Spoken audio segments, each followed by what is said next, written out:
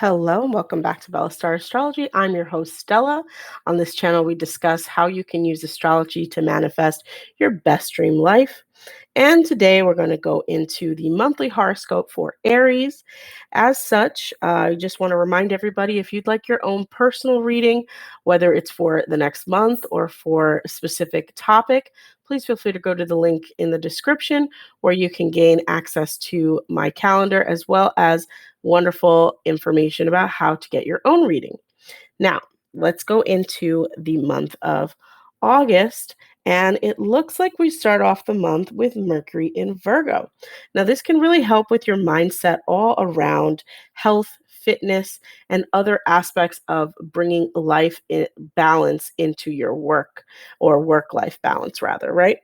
Then we move into the middle of the month, where on the 11th, we have the full moon in Aquarius. And this is like right alongside Venus moving right into Leo.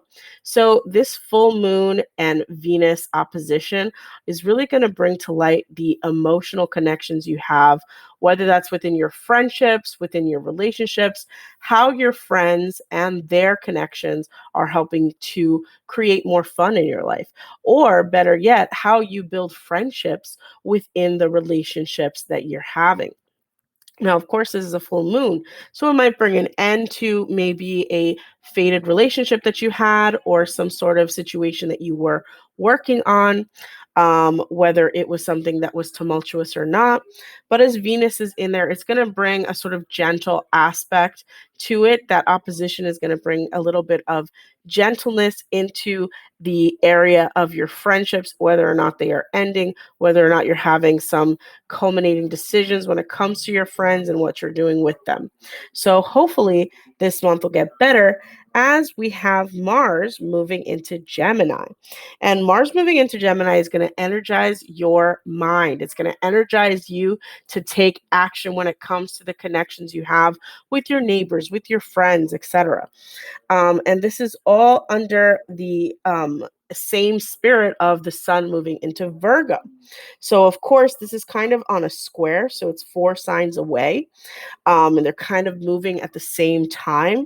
So, where you are trying to plan, whether it's the connections you have with your friends or with your extended family, it's also going to affect your work life balance. You might bring more balance into your life or be able to manifest more balance into your life where you can give more time to your neighbors, your extended friendships, and even your extended family. And as the month moves along, Uranus, that famous Uranus retrograde, begins on the 24th. And all of that energy that you've had that has been building up about what to do with your future, how to make it happen, it's going to get 10x'd, because as we all know, a retrograde planet is really just a planet going in the same direction it's been, where it appears to go backwards in the sky, because it is closer than it was before to the Earth. So what you're really experiencing is a extension, a magnification of all the issues you've been going through because of this Uranus transiting your second house. So the second house is really all about money, income, your daily routines and work. And as you know, your work-life balance has been affected with all these planets in Virgo. And now with this Uranus activation, you're going to even more lean into being able to manifest more balance into your life. Many of you might see yourselves either rewarded for the effort or facing a moment of truth, like, am I going to make or take an action? And then there might be unexpected results from the financial risks you have taken.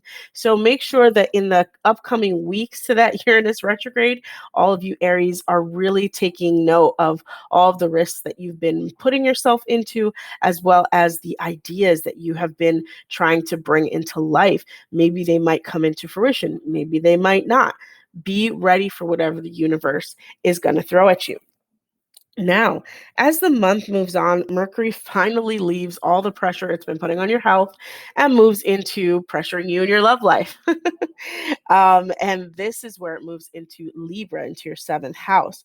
It's all about relationships and the marriages you're in and the contracts and some of the partnerships you've been working on throughout the year. This Mercury in Libra is really like a heavenly sort of aspect where you get to bring your mind into the place where you think of your love and you think of your relationships. And so that sort of energy is going to come in handy as we head towards Libra season. But as we're just entering Virgo season, that means that all of the worries that you have about your health, all the worries you have about the things that you were trying to fix when Mercury was in Virgo, sort of move into how they're affecting your love and your relationships. So be aware of those issues and make sure that you're on top of your health and you're on top of the thoughts that you have around your health as they move into your relationships, because that extra stress from not resolving those issues really manifests itself negatively as it moves forward. What we want to do is build off of the transits, not take regressive steps as the transits are moving, as the planets are moving in transit, rather. And then the month ends on such a light note as the new moon in Virgo comes in. And again, you've had all this pressure around your health, around your work life balance, around the habits you've been keeping. And, even some of you might have been affected with your pets as well. And you want to make sure by the new moon in Virgo, you're setting new intentions about how to make your health better, how to embrace your the issues within your work, how to make things better in the long term, not just in the short term. Because in maybe 6 or 7 months, once the full moon in Virgo comes, you want to see all the plans you laid out under this new moon coming into fruition. And it's just so exciting to see when you can come full circle. And I love the transits and studying the transits for this reason. You get an opportunity every month to manifest a different set of rules. The sun is moving into Virgo. The new moon is going to be in Virgo. Mercury has been in Virgo. That means you get such an illuminating light to help support you when it comes to the area of your health, the area of your work, the area of your employees, as well as where you give in service. All of the sixth house energy is just so activated during this month. So good luck to all my Aries out there.